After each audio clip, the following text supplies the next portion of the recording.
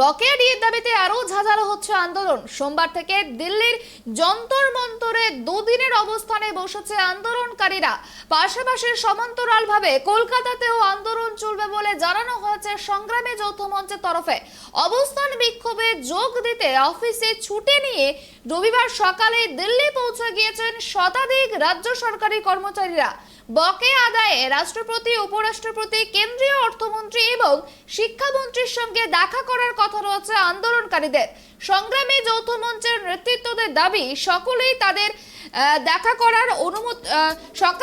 দেখা করার জন্য সময় দিয়েছেন এবং এদিকে দিল্লিতে এই অবস্থান চলাকালীনই কাল অর্থাৎ মঙ্গলবার সুপ্রিম কোর্টে ডিএ মামলার শুনানি হওয়ার কথা রয়েছে।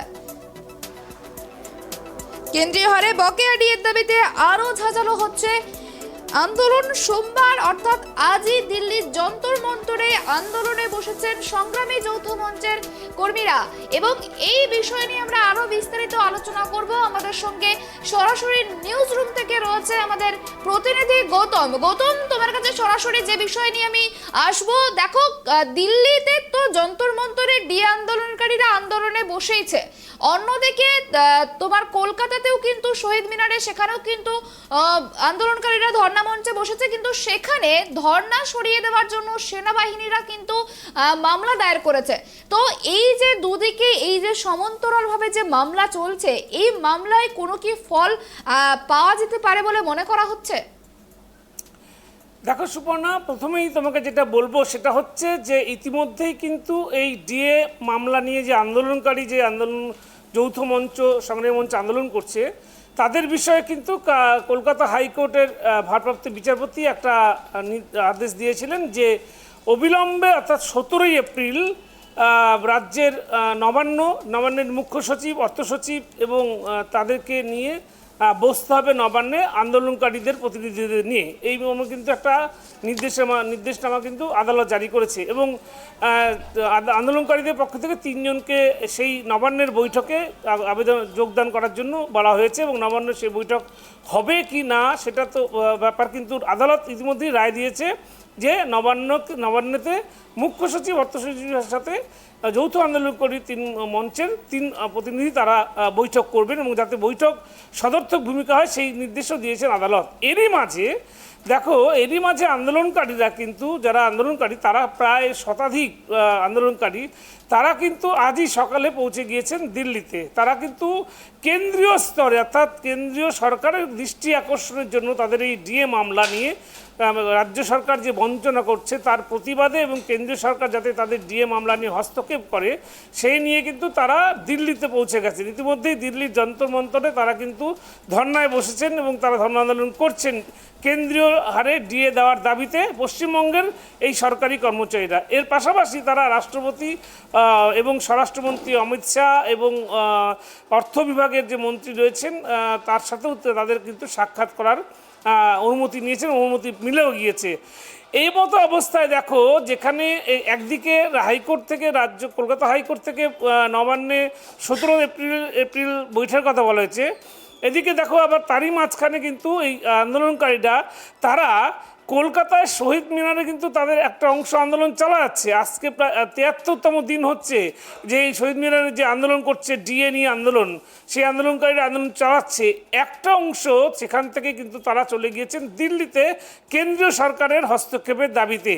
এই যে পুরো বিষয়টা যে তারা কিন্তু শুধু রাজ্যেই থেমে নেই, তারা এখন এই তাদের ডিএ মামলার বিষয়টি নিয়ে, তাদের সরকারি কেন্দ্রীয় হারে যে ডিএ পাওয়ানোর বিষয়টি নিয়ে রাজ্য সরকার যে অবহেলা করছে, রাজ্য সরকার উদাসীন, সেই অভিযোগ জানাতে কিন্তু সরাসরি রাষ্ট্রপতি এবং স্বরাষ্ট্রমন্ত্রী এবং দেশের অর্থমন্ত্রী তাদের সাথে তারা যোগাযোগ করবে এবং ইতিমধ্যেই তারা দিল্লির যন্তর মন্তরে ধর্না শুরু করেছেন।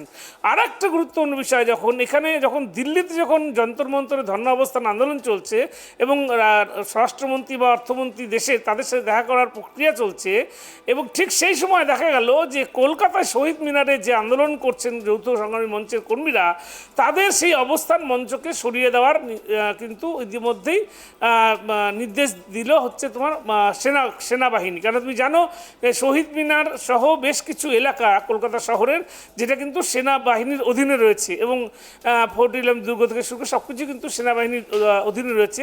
তো সেই কারণেই সেনাবাহিনীর ওই জায়গা দখল করে দীর্ঘদিন ধরে যে আন্দোলন চালাচ্ছে সেই আন্দোলন আর সেখানে করা যাবে না, এই মর্মে কিন্তু চিঠি দেওয়া হয়েছে আন্দোলনকারীদের। শুধু না, আন্দোলনকারীদের বলে দেওয়া হয়েছে তাই আন্দোলন মঞ্চ সেখান থেকে সরিয়ে নিয়ে যাওয়ার জন্য। এখন দেখার বিষয় এটাই যে সেনাবাহিনী হচ্ছে কেন্দ্রীয় সরকার, এবং সেনাবাহিনীর সেই জায়গা খালি করার নির্দেশ আসার পরেই এখন এই আন্দোলনকারীরা কলকাতার সেই শহীদ মিনার ছেড়ে তারা কি অন্য কোথাও আন্দোলনে বসবেন নাকি তাদের আন্দোলন আপাতত স্থগিত করবেন সেটা দেখবার বিষয়। তবে সবটা নির্ভর করছে, কিন্তু সম্পূর্ণটা নির্ভর করছে আজকে এই যে দিল্লিতে প্রতিনিধি দল গেছে তাদের আন্দোলন, তাদের সাথে কি কথা হয় রাষ্ট্রপতির বা রাষ্ট্রপতি দ্রৌপদী মুর্মু বা স্বরাষ্ট্রমন্ত্রী অমিত শাহ, তাদের কি কথা হয় সেটা একটা ব্যাপার। সর্বোপরি যে বিষয়টা রয়েছে, তুমি জানো যে আগামী 21 তারিখে সুপ্রিম কোর্টের কিন্তু এই ডিএ মামলার রায় রয়েছে, এবং যৌথ সরকার সংগ্রামী কর্মচারী যে মঞ্চ তারা কিন্তু আশাবাদী যে সুপ্রিম কোর্ট তাদের পক্ষে রায় দেবেন এবং তারা ন্যায্য বিচার পাবেন, এবং সেই দিকেই সবে তাকিয়ে আছে। তবে সব মিলিয়ে যে কেন্দ্রীয় হারে ডিএ প্রদানের দাবিতে এই যে সংগ্রামী যৌথ মঞ্চের যে আন্দোলন সেটা কিন্তু ক্রমশ ঝাঁঝালো হচ্ছে, এবং বলাই বাহুল্য এই আন্দোলন কিন্তু রাজ্য ছাড়িয়ে এখন রাজ্যের সীমানা ছাড়িয়ে কেন্দ্রের কাছেও দিল্লিতে পৌঁছে গিয়েছে। সুবর্ণা, একেবারে ধন্যবাদ তোমাকে। যেমনটা আমরা জানতে পারলাম যে এই যে সরকারি সংগ্রামী যৌথ মঞ্চের যে আন্দোলন, সেই আন্দোলন কিন্তু এখন আর রাজ্যে থেমে নেই, সেই আন্দোলন কিন্তু এখন সোজা রওনা দিয়েছে দিল্লিতে, এবং সেই ধর্ণা কিন্তু আজ দিল্লির যন্তর মন্তরে বসেছে, প্রায় 10টা থেকে 5টা অবধি হবে এমনটাই কিন্তু সূত্র মারফত জানা যাচ্ছে, এবং সেখানে নির্দেশ দেওয়া হয়েছে প্রায় 500 জন কর্মী সেখানে উপস্থিত থাকতে পারে এমনটাই কিন্তু জানা গিয়েছে। এবং এছাড়াও জানা গিয়েছে আজ রাষ্ট্রপতি, উপরাষ্ট্রপতি এবং শিক্ষামন্ত্রীর সঙ্গেও দেখা করার কথা রয়েছে কেন্দ্রীয়। সেক্ষেত্রে দেখার বিষয় এখন যে এই যে সংগ্রামী যৌথ মঞ্চের যে আন্দোলন, সেই আন্দোলন কতটা তারা ফল পান সেই দিকে এখন নজর থাকবে আমাদের।